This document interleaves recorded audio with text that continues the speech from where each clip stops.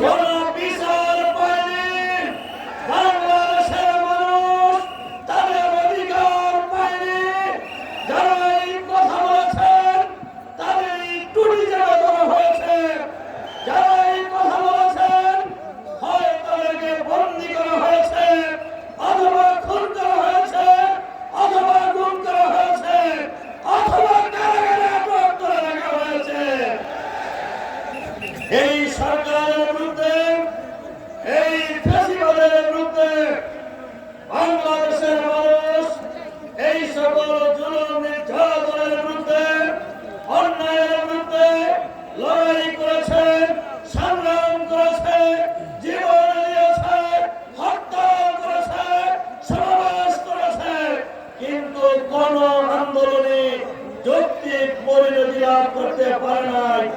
এবারে বৈষম্যবিরোধী ছাত্র আন্দোলনের বেলায় যে আন্দোলন করে উঠেছিল, সেই আন্দোলনে বাংলার আবার বৃদ্ধ বনিতা, বাংলার গ্রামে গঞ্জে নগরে, বাংলার প্রতিটি প্রান্তরে বাংলাদেশের ১৮ কোটি মানুষ এই ফ্যাসিবাদের বিরুদ্ধে, স্বৈরাচারের বিরুদ্ধে, ভারতের দাবেদার সরকারের বিরুদ্ধে লড়াই সংগ্রাম করে মাত্র ৩৬ দিনের আন্দোলনে এই সরকার পদত্যাগ করে পার্শ্ববর্তী দেশে পালিয়ে যেতে বাধ্য হয়েছিল।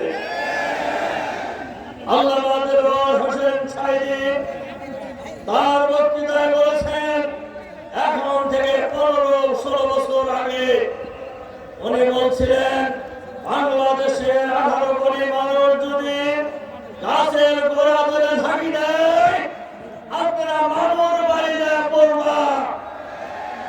সেটা হয়েছে না? বলেন হয়েছে কিনা? উনি বলেছিলেন এমন আন্দোলন হবে যে আন্দোলনে ইঁদুরের গর্ত ভাবনা পালাবার জন্য। সেটা হয়েছে না? আল্লাহ তাআলা জুলুম পছন্দ করেন না। রাসূল সাল্লাল্লাহু আলাইহি সাল্লামের হাদিস, ইত্তাকুজ যুলমা, জুলুম থেকে তোমরা বিরত থাকো, কেননা যুলুমাত ইয়াউমাল কিয়ামা, জুলুম জালেমের জন্য কিয়ামতের দিন অন্ধকার হয়ে যাবে।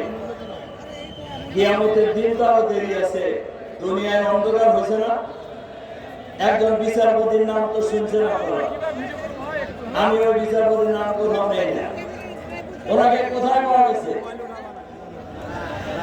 সিলেটের বর্ডারের জঙ্গলের মধ্যে। উনি সাঈদী সাহেবকে ফাঁসি দিয়েছে, নিজামী সাহেবকে ফাঁসি দিয়েছে, টকশোতে আস্ফালন করে বলতেন আজকে সাঈদী সাহেবকে ফাঁসি দিয়েছি, আজকে নিজামী সাহেবকে ফাঁসি দিয়েছি। ওই বিচারপতিকে পাওয়া গেছে এখন সিলেটের বর্ডারের জঙ্গলে কলার পাতা গায়ে দেওয়া অবস্থায়, এবং জনগণ তাকে সেখান থেকে ধরে আনছে কিভাবে? গলায় গামছা লাগায়। আচ্ছা, গ্রামে গঞ্জে গলায় গামছা লাগায় কাদেরকে? হ্যাঁ, চোর না শেষরা চোর? শেষরা চোর যারা, এদেরকে কিন্তু গলায় গামছা লাগায়। আপনি বিচারপতি, আপনি একজন এপিলেট ডিভিশনের বিচারপতি, আপনি ওখানে গেছেন কেন? আপনি বর্ডারের জঙ্গলে গেলেন কেন? আপনি এমন অপকর্ম করছেন যে আপনি পালানোর জন্য হয়ে গেছিলেন। কেন আপনি পালান কেন? আপনার তো পালানোর কথা না। সম্মানিত সংগ্রামী ভাই এবং বন্ধুগণ, এই যে যারা পালায় গেছে, পার্শ্ববর্তী রাষ্ট্রের রাষ্ট্রপতিকে মাঝে মধ্যে বলে ঠুস করে ঢুকে পড়বে। এই যে শুনে আবার বাংলাদেশে কিছু লোক উপযোগী মারার চেষ্টা করে। আপনারা কি শুনেছেন কোন ফ্যাসিবাদী সরকার যখন পালায় যায় তারা দুনিয়ার ইতিহাসে কেউ ফিরছে? লক্ষণ সেন ফিরছিল, কারজাই ফিরছে, আসাদ ফিরছে। আপনাদের নেত্রী ফেরার কোন সম্ভাবনা নেই। কেন ফিরবে না? যখন তার হাতে ছিল আর্মি, তার হাতে ছিল মিডিয়া, তার হাতে ছিল র্যাব, তার হাতে ছিল পুলিশ, তার হাতে ছিল প্রশাসন, তার হাতে ছিল হেলমেট লীগ, ছাত্রলীগ, অমক লীগ, তমক লীগ, সব রাইখা পালায় গেছেন। আর এখন তার হাতে কিছুই নাই। বলেন কিছু আছে? আর সম্ভাবনা আছে। কাজে উকি ঝুঁকি যারা মারতেছেন তাদেরকে আমরা বলবো উকি ঝুঁকি মারে লাভ নাই। যত উকি ঝুঁকি মারবেন ততই বিপদে পড়বেন, যত উকি ঝুঁকি মারবেন ততই বিপদে পড়বেন। বাংলাদেশের মাটিতে আর ফ্যাসিবাদ ফিরে আসতে দেওয়া হবে না। বাংলাদেশের মাটিতে আর কোন ফ্যাসিবাদ আমরা কায়েম হতে দেব না ইনশাআল্লাহ। সংগ্রামী ভাই এবং বন্ধুগণ, আমরা অন্তর্বর্তীকালীন সরকারের কাছে আহ্বান জানাতে চাই, সরকারের ভিতরে বাইরে, দেশের বাইরে ফ্যাসিবাদের দোসর যে যেখানে আছে তাদেরকে অবিলম্বে চিহ্নিত করে গ্রেফতার করে বিচারের আওতায় নিয়ে আসতে হবে।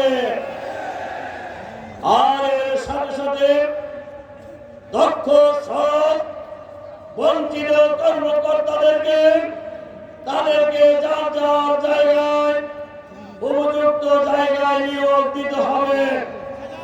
এর সাথে সাথে বাংলাদেশের বিরুদ্ধে যারা এই ষড়যন্ত্র করবে, যারা এই নৈরাজ্য সৃষ্টি করবে, বাংলাদেশের মানুষ ঐক্যবদ্ধ হবে সব নৈরাজ্যের বিরুদ্ধে, অন্যায়ের বিরুদ্ধে প্রতিরোধ করে তুলবে ইনশাআল্লাহ। আগামী দিনের বাংলাদেশ হবে আমাদের নেতা ডক্টর শফিকুর রহমানের নেতৃত্বে বাংলাদেশের মানুষ আজ ঐক্যবদ্ধ হচ্ছে। আগামী দিনের বাংলাদেশ হবে চাঁদাবাজ মুক্ত বাংলাদেশ।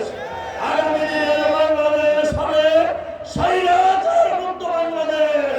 আগামী দিনের বাংলাদেশ হবে সন্ত্রাস মুক্ত বাংলাদেশ।